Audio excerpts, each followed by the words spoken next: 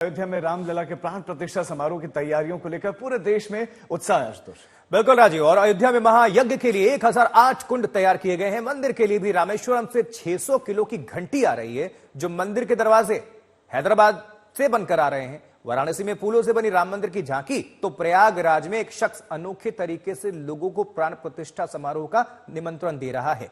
ये 6 तस्वीरें अयोध्या, रामेश्वरम से लेकर देश के हर हिस्से से क्या कुछ खास हो रहा है, इन तस्वीरों के माध्यम से आप सभी को जानकारी हम पहुंचा रहे हैं। अयोध्या की तस्वीरें जहां पर 1008 कुंड बनाए गए हैं महायज्ञ के लिए।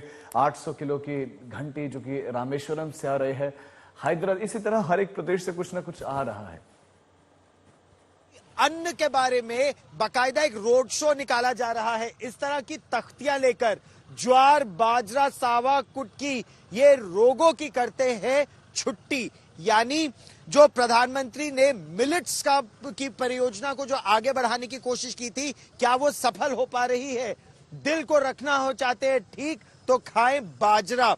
यहां पर लगभग 100 से अधिक मोटरसाइकिल्स पर, स्कूटर्स पर एक बकायदा रोड शो निकाला जा रहा है। और इसका मकसद क्या है? इस समय हमारे साथ कृषि विभाग के डिप्टी डायरेक्टर त्रिपाठी जी हैं। त्रिपाठी जी, ये जो मोटरसाइकिल रैली है, इसका उद्देश्य क्या है? इसका उद्देश्य यह है कि लोगों के बीच में इसके प्रति जागरूकता पैदा करना है।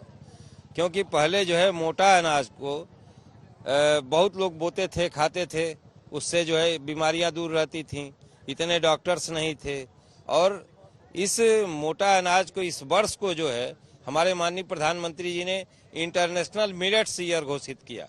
तो इस तरह से श्री अन्न का प्रचार, यहाँ पर मिलेट्स का प्रचार या मोटे अन्न का प्रचार एक मोटरसाइकिल रैली के जरिए। तो हवन कुंड भी तैयार है और लगभग 2000 हवन कुंड तैयार किए गए हैं। हमारे संवाददाता कुमार अभिषेक की एक रिपोर्ट वहां से आपको दिखाते हैं।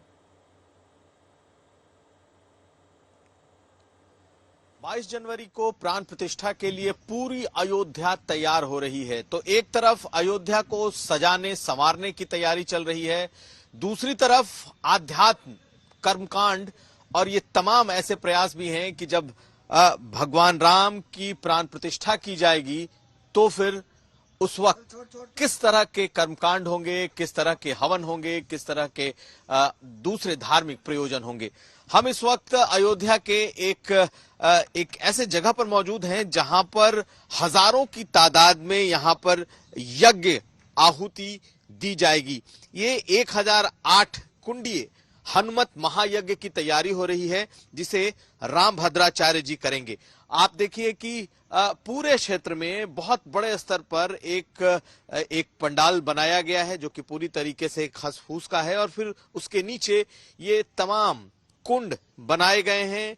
यज्ञ के लिए ये कुंड बनाए गए हैं। 1008 ऐसे ये कुंडीय ये महायज्ञ है, जब यहाँ पर लोग बैठकर यज्ञ की आहुति देंगे। इसका उद्देश्य भी हम आपको बताएंगे, लेकिन आप देखें, जहां तक नजर जा रही है, सिर्फ ये यज्ञ के कुंड ही कुंड आपको दिखाई देंगे चारों तरफ अगर आप देखें। और ये जब शुरू होगा तो इस तरीके का माहौल होगा कि भगवान राम की प्राण प्रतिष्ठा के साथ साथ इस यज्ञ में कई तरह के आह्वान होंगे।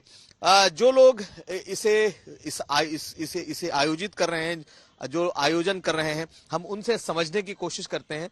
हमारे साथ कई लोग हैं। सत्य प्रकाश पुजारी, जो कि इस कार्यक्रम की रूपरेखा इस वक्त तय कर रहे हैं और उनके जिम्मे है। ये इतना जो हमें कुंड इस वक्त दिखाई दे रहा है, यज्ञ कुंड, ये आखिर इसका मकसद, इसका उद्देश्य क्या है? और आप इसके बारे में जरा कुंड के बारे में भी बता दें। ये जो रामलला विराजमान हो रहे हैं, जो बहुत प्रतीक्षित काफी समय से अपने इसमें रामलला की मूर्ति विराजमान का जो कर रहे हैं, उसी का एक बहुत अद्भुत संयोग है कि राम भद्राचार्य जी महाराज का उसी समय 75वां जन्मदिन आ रहा है। तो उसी जन्मदिन के उपलक्ष्य में ये अमृत महोत्सव मनाया जा रहा है। तो अमृत महोत्सव में ही ये 1008 कुंडी गुरुदेव कर रहे हैं। तो पिछले साल भी गुरुदेव ने इसी समय में सालासर बालाजी में 1008 कुंडी यज्ञ किया था, और इसी अमृत महोत्सव के समय में यहाँ पे 1008 कुंडी यज्ञ कर रहे हैं। इसका रिलेवेंस जो है वो भगवान राम की प्राण प्रतिष्ठा से कैसे जुड़ता है? ये भगवान जो जहाँ भी मूर्ति विराजमान होती है और है, तो उस समय में क्या है कि यज्ञ का भी बहुत बड़ा महत्व है। तो इस आयोजन में जो रामलला विराजमान हो रहे हैं उसी का ही एक ये अहम हिस्सा है। तो अयोध्या के कड़कड़ में बसते हैं प्रभु श्री राम और भव्य तैयारियां चल रही हैं मंदिर को लेकर। खुद कल प्रधानमंत्री जा रहे हैं और फिर 22 जनवरी को प्राण प्रतिष्ठा होनी है।